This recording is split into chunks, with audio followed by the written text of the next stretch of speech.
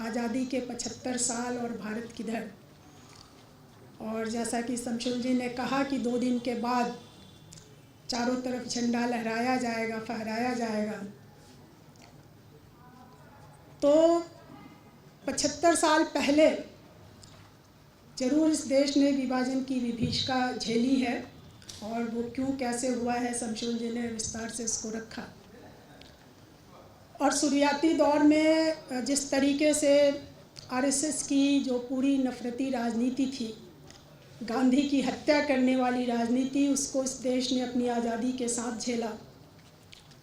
लेकिन फिर भी आज हम ये कल्पना कर सकते हैं कि उस समय जब देश आज़ाद हुआ होगा तब लोगों के मन में कितनी उम्मीदें जगी होंगी, कितनी आकांक्षाएं हिलोरे ले रही होंगी। लेकिन इन 75 वर्षों में हम कहाँ पहुँचे। देश जब आज़ाद हुआ एक उपनिवेश था, हमारा देश पूरी तरह से निचोड़ लिया गया था। जो कुछ हमारे पास संसाधन थे, उन संसाधनों से इस देश को फिर से खड़ा करने की कोशिश शुरू हुई होगी। हमारे देश का संविधान बना, लोकतंत्र की स्थापना हुई और एक लोक कल्याणकारी राज्य, गणराज्य की बात हुई। लेकिन जो इस देश के बचे खुचे संसाधनों से, इस देश की जनता के पैसे से जो कुछ शुरू हुआ इस देश में विकास का काम, आज वो पूरी तरह से निजी घरानों में दे दिया गया है। और एक लोक कल्याणकारी राज्य के संप्रभु नागरिक से आज हम लोग लाभार्थी में बदल दिए गए हैं। ये आज हम यहाँ पहुँच गए हैं। और इस देश में जब आज कोई शासक ही कहना चाहिए, प्रधानमंत्री तो वो अपने को मानते भी नहीं हैं, बड़े अहंकार से जब घोषणा करते हैं कि गांधी जी के चश्मे के जरिए हमने इस देश में स्वच्छता अभियान चलाया है और सबको शौचालय दे रहे हैं, तब समझ में नहीं आता है कि इस पर हम लोगों को खुश होना चाहिए या इस पर अफसोस जताना चाहिए कि आज़ादी के 75 साल बाद भी इस आज़ाद देश के आम लोगों को एक सम्मानजनक जीवन जीने की जो न्यूनतम ज़रूरतें हैं वो भी नहीं दी जा सकी। और शमशुल जी ने महिलाओं की बहुत चर्चा की। आज़ादी के बाद जो संविधान बना उसमें महिलाओं को कुछ हक मिले, और ऐसा नहीं है कि वो ऐसे ही मिल गया था। महिलाओं की इसमें बड़ी भूमिका थी, महिलाओं की लड़ाई में बड़ी योगदान थी। वो गांधी के आंदोलन में हो, वो उससे पहले के तमाम जो क्रांतिकारी आंदोलन, तमाम आप 1857 या शायद उससे पहले से भी शुरू कर सकते हैं। वो इस देश के भीतर समाज सुधार का आंदोलन रहा हो, इस देश के भीतर आज़ादी की लड़ाई रही हो। महिलाओं ने जिस मनुस्मृति की आज इतनी बात हो रही है उसको कदम कदम पे चुनौती दिया था, मुकाबला किया था, अपनी दावेदारी पेश की थी, और तब जाके हमारे संविधान में महिलाओं को कुछ अधिकार मिले। लेकिन आज वो अधिकार कहाँ पहुँच गए। इस देश में जो बलात्कार कानून था पहले, जो औरतों को ही दोषी मानता था, उनके चरित्र को ही चिन्हित किया जाता था, 89-80 में जब हम लोगों ने देखा कि एक कस्टोडियल रेप का मामला सामने आया एक आदिवासी लड़की के साथ, पूरा देश उबल गया, लंबी बहस चली, पूरा राजनीति का वो मुद्दा बना, और उसके बाद उस रेप लॉ में बदलाव करना पड़ा। फिर हम लोगों ने देखा कि इस सदी में 2012 के दिसंबर में जब दिल्ली का वो नृशंस बलात्कार हत्याकांड सामने आया, उसके बाद एक बार फिर देश बहुत तेज़ी से उबला। सिर्फ महिलाएं ही नहीं थी, समाज के दूसरे लोग भी थे। और हम लोगों ने देखा कि उसके बाद फिर इस देश के कानून में बदलाव लाया गया, कानूनों में सुधार किया गया और पॉक्सो का कानून बना। बच्चों के साथ जो रेप होता है उस मामले में उसको कैसे परिभाषित किया जाएगा, क्या सज़ा होगी, ये तमाम चीज़ें निर्धारित हुई। और लेकिन उस कानून के बनने के बाद और ये बीजेपी के शासन में आने के बाद से हम लोग क्या देख रहे हैं। पॉक्सो कानून बना और कठुआ में जब एक छोटी सी बच्ची के साथ बलात्कार हुआ तो शायद इस देश की आज़ादी का वो सबसे शर्मनाक, इस तिरंगे के लिए शायद वो सबसे शर्मनाक स्थिति रही होगी कि बलात्कारियों के पक्ष में तिरंगा जुलूस जो है वो निकला इस देश के भीतर।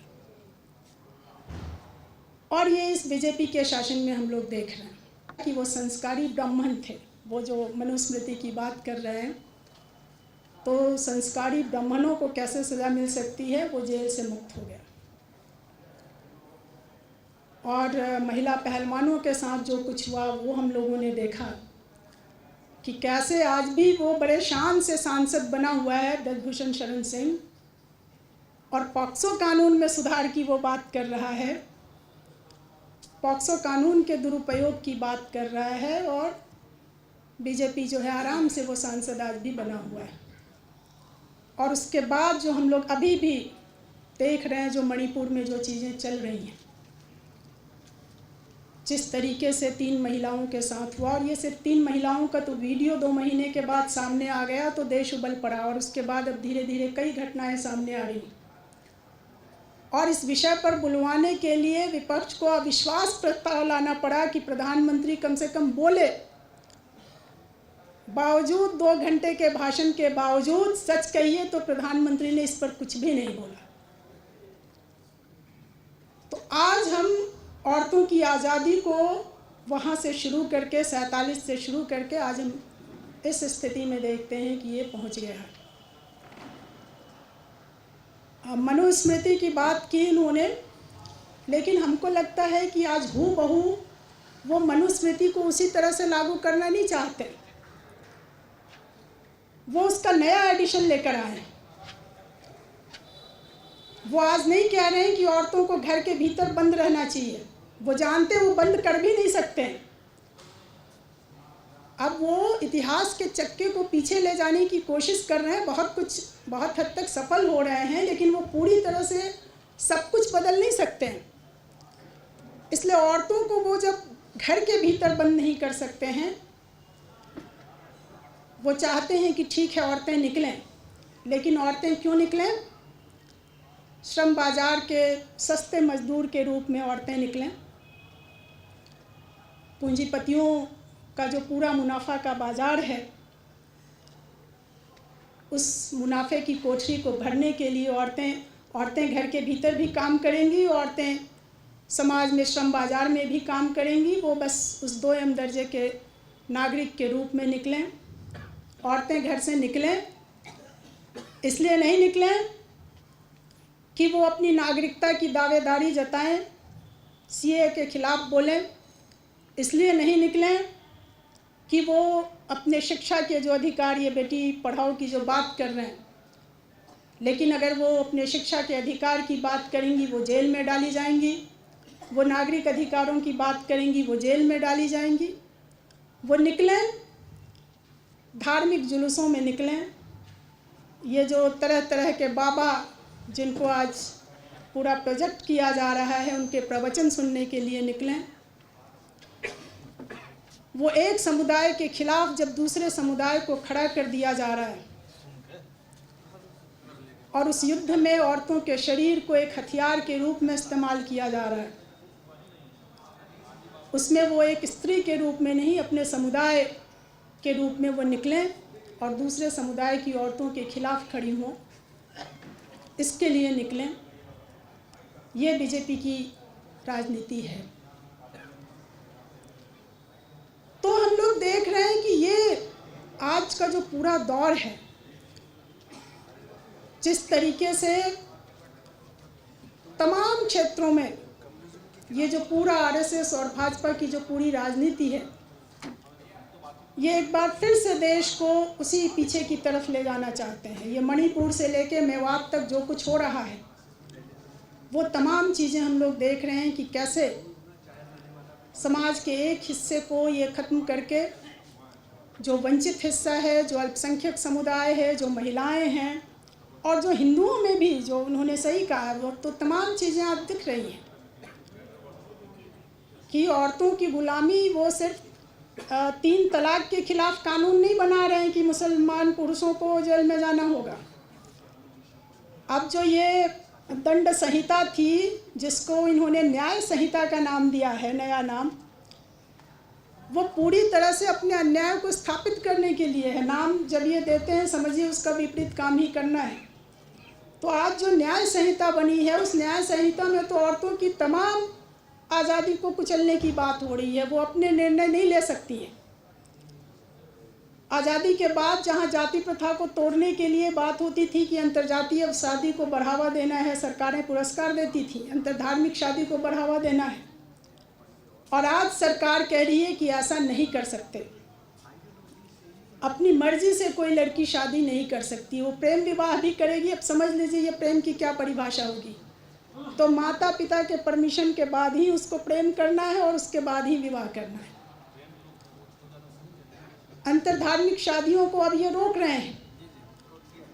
तो एक स्त्री एक इंसान के रूप में जो उसके अधिकार थे, आज आप देख लीजिए मोदी के भाषण में माँ, बहन, बेटी, औरत इसी रूप में मिलती है, और हम में से भी बहुत सारे लोग इसी भाषा में बात करते हैं। लेकिन हम समझते हैं कि इसको तोड़ने की ज़रूरत है। औरत सिर्फ किसी रिश्ते से नहीं परिभाषित की जानी चाहिए। ये जो हिंदुत्व की जो राजनीति है कि औरत इंसान नहीं है, उसकी परिभाषा किसी रिश्ते में है, और हम समझते हैं कि ये सबसे गैर लोकतांत्रिक, ये सबसे लोकतंत्र विरोधी समझ है। औरत पहले एक इंसान है, और पहले उसके इंसान के रूप में, एक बराबर के इंसान के रूप में शिनाख्त होनी चाहिए। स्त्री बहन है, पति है, बहन है, बेटी है, माँ है, जो भी है, तो पति पुरुष भी उस तरह के रिश्ते में है। इसलिए औरतों को ये सम्मानित करने का तरीका नहीं है, बल्कि हम समझते हैं कि ये कहीं ना कहीं आज जो ये मनुस्मृति का इनका नया रूप है, उसमें औरतों को ये इसी तरीके से गुलाम बना करके रखने की ये कोशिश है। लेकिन हम समझते हैं कि ये ज़रूर जिस तरीके से तमाम कानूनों में बदलाव हो रहे हैं, तमाम अन्याय को, तमाम गैर बराबरी को संवैधानिक रूप आज दिया जा रहा है। सबसे जो चैलेंज की चीज़ है कि जो गलत विचार थे, जो गैर लोकतांत्रिक चीज़ें हैं, जो भेदभाव को स्थापित करने वाली चीज़ें हैं, उसी को आज कानून के जरिए कानूनबद्ध किया जा रहा है, संहिताबद्ध किया जा रहा है, और ये एक खतरनाक समय है। तो इसके खिलाफ ये ज़रूर एक लग रहा है कि 75 साल के बाद हम फिर बहुत पीछे इस देश को ले जाने की कोशिश हो रही है, और हर क्षेत्र में, हर मोर्चे पे लगता है कि एक बहुत अंधेरा का समय है। लेकिन एक दूसरी चीज़ भी इसके साथ साथ होता हुआ हम लोग देख रहे हैं। वो जिस गीता प्रेस की बात कर रहे थे शमशुल जी, उन तमाम चीज़ों को आज औरतें चुनौती दे रही हैं। ज़रूर कई बार लगेगा कि ये कमज़ोर है, लेकिन इसके खिलाफ एक आवाज़ भी उठ रही है, पूरे देश में उठ रही है, और हम समझते हैं कि इस उम्मीद की किरण को आज पकड़ना ज़रूरी है। आज लोग लड़ रहे हैं, छोटी लड़ाइयाँ जीती भी जा रही हैं, और आज ये समाज समझने लगा है कि नहीं, अगर इस सांप्रदायिक और इस फांसीवादी ताकत के खिलाफ आज अगर हम नहीं लड़े, तो जैसा मोदी जी कह रहे हैं कि इसका असर 1000 साल तक होने वाला है, ऐसा वो कुछ बदलाव कर रहे हैं। आज का जो समय है, जो उन्होंने संसद में भाषण दिया, वो 47 तक का ही सिर्फ प्लान नहीं बना रहे हैं, वो कह रहे हैं कि 1000 साल तक इसका प्रभाव होगा। तो आज इसके खिलाफ, इस पूरे इनके फांसीवादी कदमों के खिलाफ धीरे धीरे लोगों में ज़रूर समझ बन रही है, महिलाओं में भी समझ बन रही है। और आज हम लोग देख रहे हैं, मंच पे भी दिख रहा है कि हमारे तमाम दल के लोग यहाँ हैं, भाजपा के खिलाफ लड़ने वाले लोग एकजुट हो रहे हैं, और ये देश भर में दिख रहा है। वो किसान महिलाएं लड़ रही हों, वो शाहीन बाग की महिलाओं की लड़ाई लड़ी गई हो, वो तमाम जो श्रम क्षेत्र में महिलाएं हैं, स्कीम वर्कर्स से लेकर के तमाम मजदूर महिलाएं, और स्त्री एक मानवीय गरिमा के लिए, बराबरी के अधिकार के लिए जो लड़ाई है, ये सभी लड़ाइयाँ, सभी नागरिक आंदोलन ज़रूर बढ़ रहे हैं और बढ़ेंगे।